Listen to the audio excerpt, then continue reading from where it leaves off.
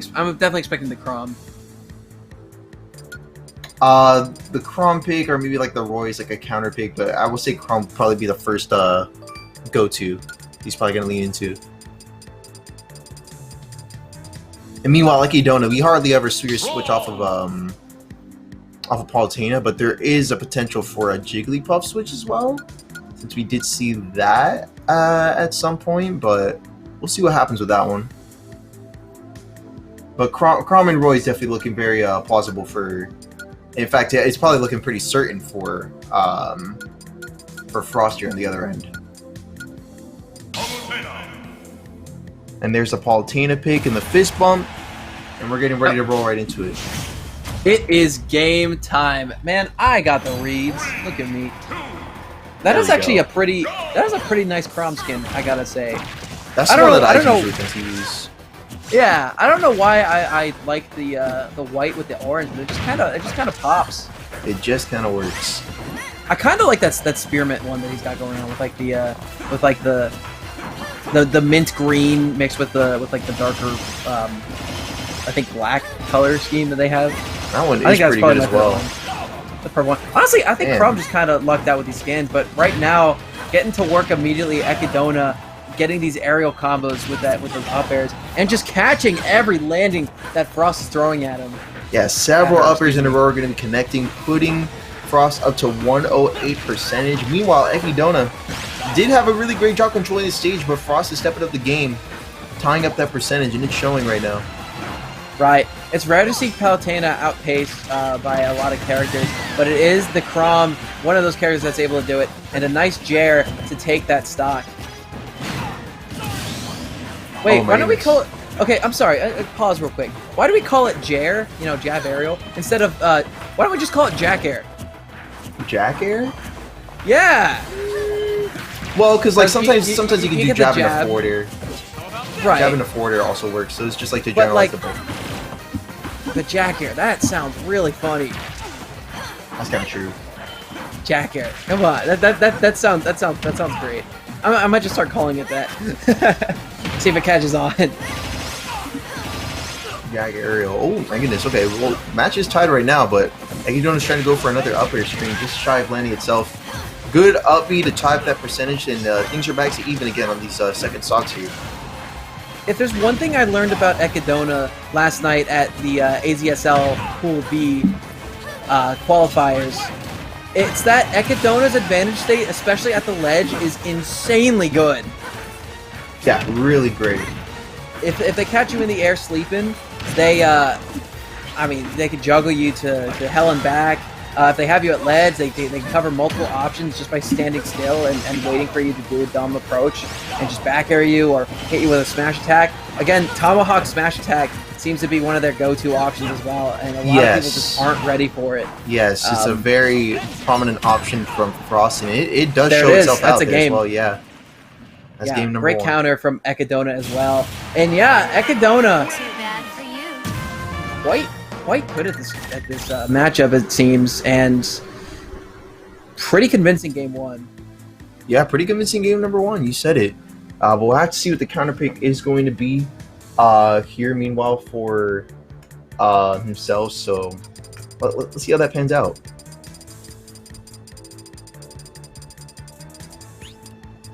All right. Because to be honest, it seems okay. Town City's going to be the move.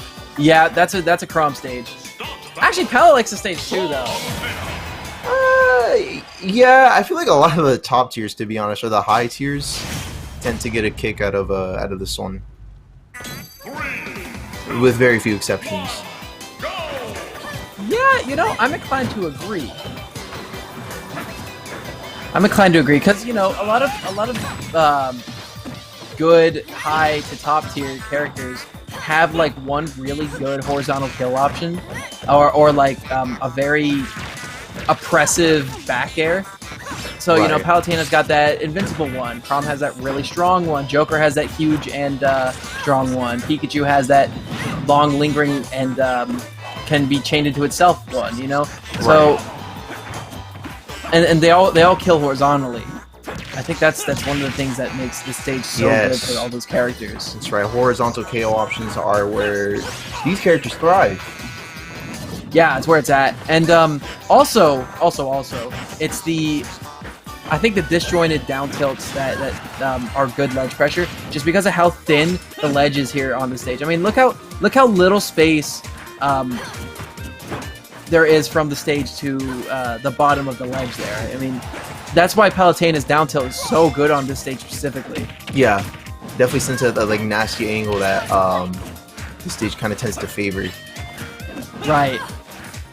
And on top of that, it's so much easier to hit because of how big the lower part of the hitbox is. It just goes right through that ledge, and so good for two-framing because of that. That But is a nice good. back air to catch that fall there from Frost, and they're taking the lead right now this match. Yeah, great stuff on the first stock here. 95% is on the board here, so Ekidona does have a little bit of a leeway at the moment. Frost is trying to make that a little bit more difficult, landing a jab into F smash. We call that Jeff smash. And there's our two stocks in favor of Frost. Dude, that was great. That was a genius. You know what? I'm gonna start calling it that too. Thank you. Yeah, that's what we that. go with. That's what we go with here in AZ Jeff smash. The Jack Air and the Jeff smash. Oh, he went for another one there too. But this is gonna be a counter. Probably will take that stock. No, actually, Ekidona opting to put up the shield instead and go for another back air. Yeah, excellent back Still air. not gonna Just kill. shy of closing up the stock, however. And that nair's gonna whiff. The down air also gonna whiff. But this is a re-grab. Never mind. He just went right over the ledge, and Ekidona was there waiting. I see what our next move is. Yeah, I think right now the strategy from FrostQt, hold down center, try to push Ekidona into the corner, and get a really cheesy early kill. But there's a counter. They save their jump, though, to get right back to ledge. That's really smart. That was a really good jump save there from Frost. I think they knew they were going to get countered, but they saved the jump just in case. Just in case, yeah, you said it. You got to have that little extra insurance whenever you're playing against a top tier like Palu. Ooh! And there's our Jair to close out stock number 3. And now, 1-1 is on the board for both of these players. So we'll have to see what happens next, because we do have a counter pick that could be in favor of Ekidona. We could be seeing a switch in characters potentially as a result of that. That's definitely possible as well. An FD pick is going to be our next move for the stages here in winners, quarters, finals.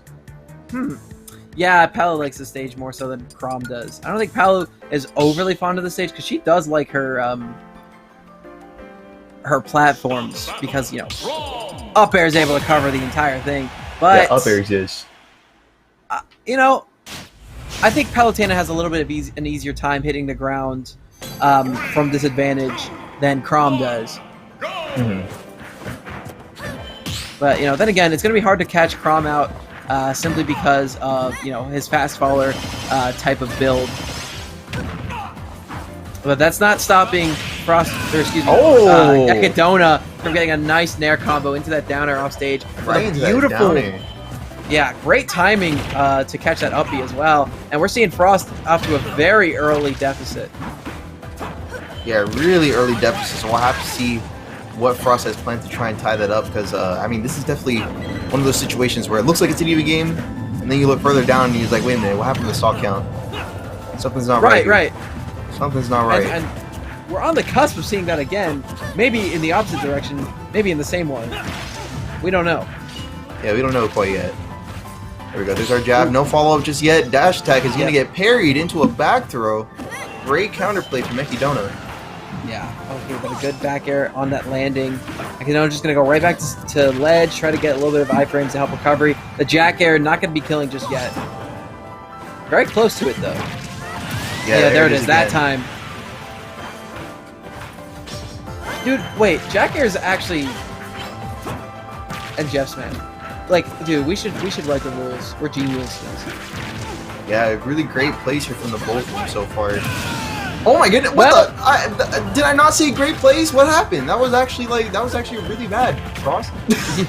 He spoke a little bit too soon there, but Frost did a good job of just, you know, coming from a very early deficit, getting the damn near neutral game at this point back in their corner.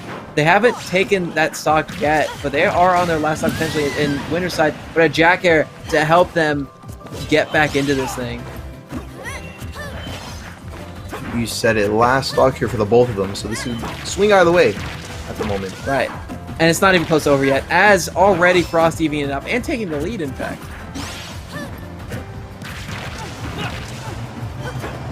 Nice. Nair. Nair is such a good option. It covers a lot of space, and with Chrom's ground and airspeed, it is a really hard move to deal with, especially because it's disjointed.